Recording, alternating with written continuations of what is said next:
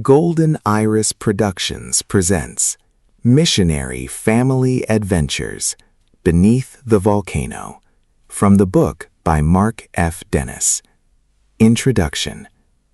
This is the story of an American missionary family and their remarkable journey to Japan. It is a story of faith, family, adventure, and growing up between two cultures. It is the story of how an ordinary family from America found themselves living beneath one of the most active volcanoes in the world. The events you are about to hear are not fiction. They are real memories from a childhood spent in the mountains of Japan. They are stories of ocean voyages, mountain trails, train rides, cultural discoveries, and the experiences that shaped an entire family. To understand how we came to live in such an extraordinary place, we begin not in America, but beneath the shadow of a volcano in the Japanese Alps. Historical disclaimer. This series faithfully presents the writings and memories of missionary Dick Dennis. His observations about religion, culture, and society reflect his sincerely held evangelical Christian beliefs during the 1960s. They are presented in their historical context to preserve the authenticity of his family's story and are not intended as commentary on the beliefs of others today. Part 31. Back at TEAM Hostel. Once again, Mark and Kathy found themselves back at the TEAM Hostel in Tokyo, surrounded by familiar faces and settling back into a life they had known before. Meanwhile, Nate and little Danny remained in Karuizawa, where they attended Karuizawa Christian School. Nate continued there through middle school, before enrolling at a boarding school for missionary children in Kashiwazaki, on Japan's Sea of Japan coast in Niigata Prefecture. The fall of 1975 brought new challenges. Mark was beginning 9th grade, while Kathy was entering her junior year of high school. Although much had changed during their year away, the hostel felt strangely familiar. The same dorm parents were still there, and soon they were settling back into the rhythm of life as missionary kids in Japan. Getting back into school after spending a year in America was not easy. Mark entered high school at Christian Academy in Japan, taking classes like Japanese 1 and algebra. After a year of being away from the Japanese culture and language, school seemed harder than before. The transition took some time, but before long, Mark and Kathy were once again surrounded by old friends and familiar routines. Life at CHA and the TEAM Hostel quickly became normal again. Exploring Tokyo. One of Mark's favorite things about being back in Tokyo was taking the train into the city on weekends.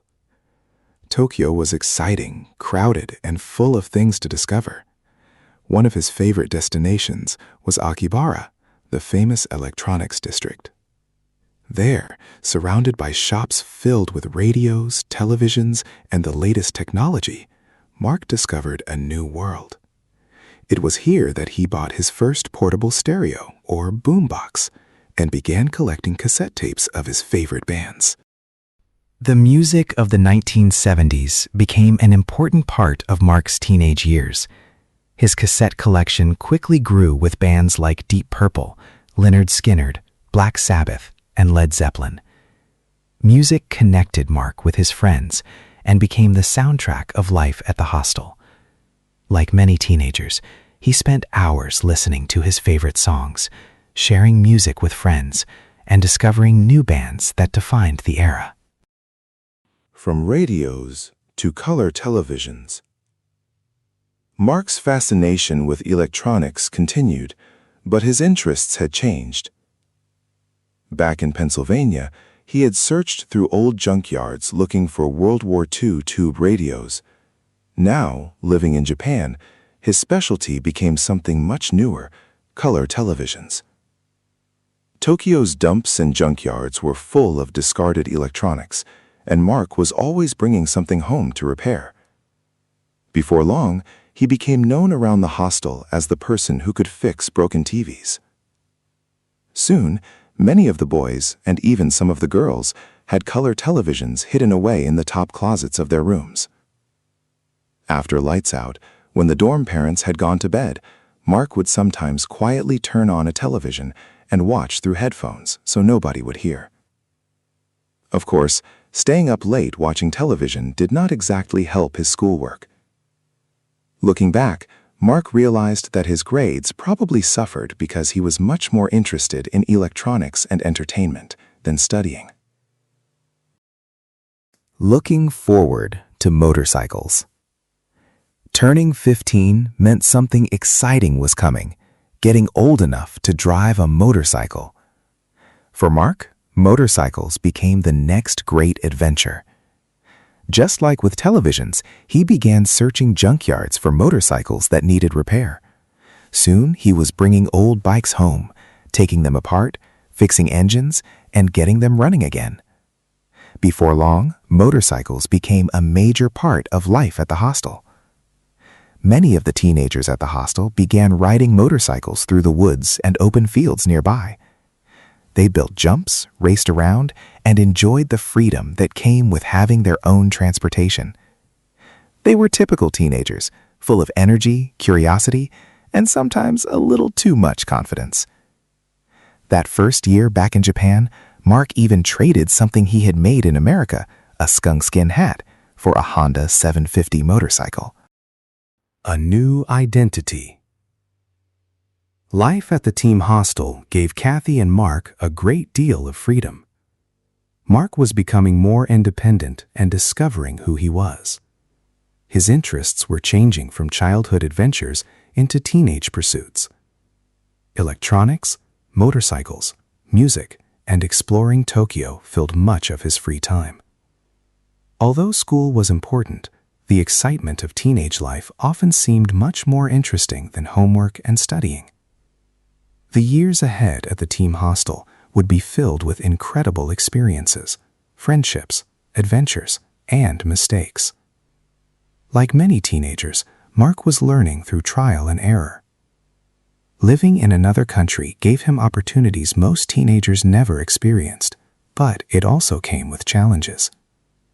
The next chapter of his life would include motorcycles, friendships, trouble, concerts, and unforgettable moments that shaped the person he would eventually become. Part 32. Turning 16. In January of 1976, Mark turned 16, and with that birthday came a new opportunity. He was finally old enough to apply for a Japanese motorcycle license. Many of the older boys at the team hostel already had their licenses, and they helped Mark prepare for the challenging test. Getting a motorcycle license in Japan was not easy, especially for teenagers living in a foreign country. The written test was only the beginning. The real challenge was the motorcycle driving examination. The motorcycle test required much more than simply knowing how to ride. Applicants had to complete a specific course designed by the police department. Every turn, stop, and movement had to be done exactly as required. A police officer followed behind, carefully watching every detail. They checked how the rider shifted gears, used turn signals, looked at intersections, and controlled the motorcycle. Even a small mistake meant an automatic failure. One part of the test required the rider to accelerate to a specific speed and then stop before crossing a white line painted on the pavement. Another challenge was balancing the motorcycle on a narrow concrete beam only 2 inches high and 6 inches wide. The rider had to travel about 20 feet without falling off. Most students failed their first attempts, and among the boys at the hostel, it was almost expected that nobody would pass the first or second time. Mark took the motorcycle driving test 4 times before finally completing the course successfully. After several attempts, he finally had his Japanese motorcycle license in hand. For a 16-year-old boy, this was a major accomplishment. Now he had the freedom to explore Tokyo on his own motorcycle and even make the long 3-hour trip back home to Karuizawa. The world suddenly became much bigger. The motorcycle gang. With his license and a small 90cc Honda motorcycle, Mark was free to go almost anywhere. Before long, Mark and two of his friends formed their own motorcycle gang. They wore black leather jackets, many of them purchased with a little creative thinking, and copied the style of popular American television characters, like the Fonz from Happy Days. With rolled-up sleeves, cigarette packs tucked in their shirts, and motorcycles beneath them, they looked like a group of rebellious teenagers. Although they looked intimidating, Mark and his friends were mostly just teenagers looking for adventure. They were not dangerous criminals, but they did make some poor choices. Sometimes they shoplifted small items they wanted, including things like cigarettes, alcohol, and other teenage temptations. Eventually, their behavior caught up with them. The next couple of years at the teen hostel continued much the same. Mark loved adventure and independence, but he was not especially interested in spiritual things or helping with his parents' ministry.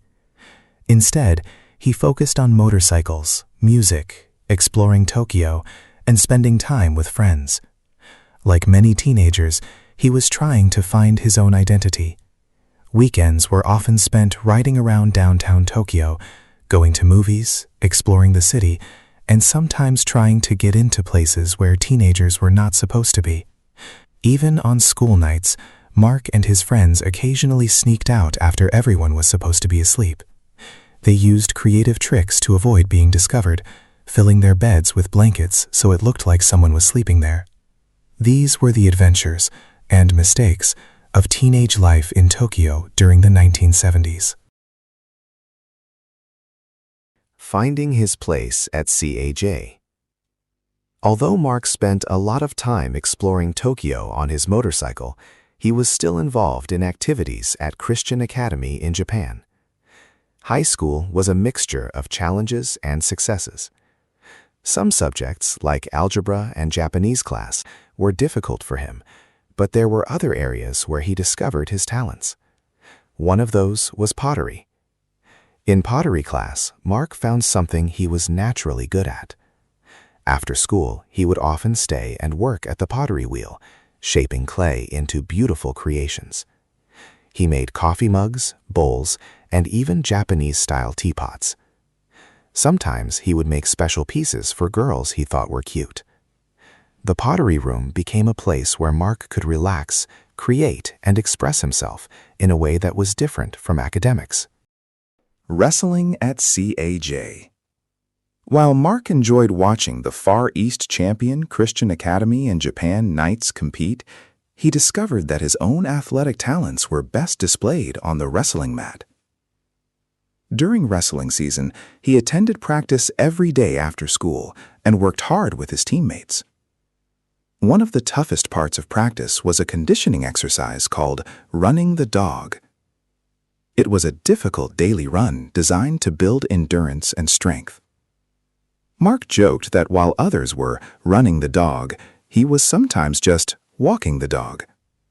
Basketball continued to be one of the biggest traditions at Christian Academy in Japan. CAJ had one of the strongest basketball programs in the Far East, and games were a major event. Students gathered every week to support the team, whether at home games or nearby schools like ASIJ.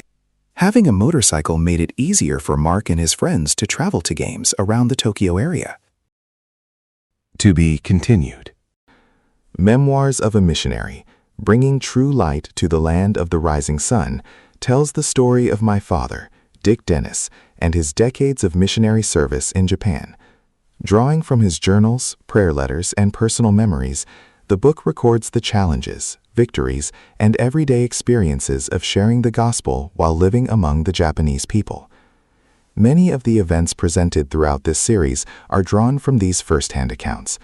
If you would like to explore the story in greater detail, simply scan the QR code or visit the book on Amazon. Thank you for watching. If you enjoyed this presentation, please take a moment to like, subscribe, and share this video with others who. For more content, visit my 2 YouTube channels. Mark F. Dennis at Golden Iris Knowledge Quest, where we explore physics, cosmology, science, and emerging ideas about the structure of the universe. And Mark F. Dennis at Golden Iris Religion Quest, where we examine religion, spirituality, biblical studies, Jewish mysticism, and the history of religious thought. Your support helps these channels continue to grow and allows me to create more presentations, books, and educational content. Thank you again for watching, and I look forward to seeing you in the next video.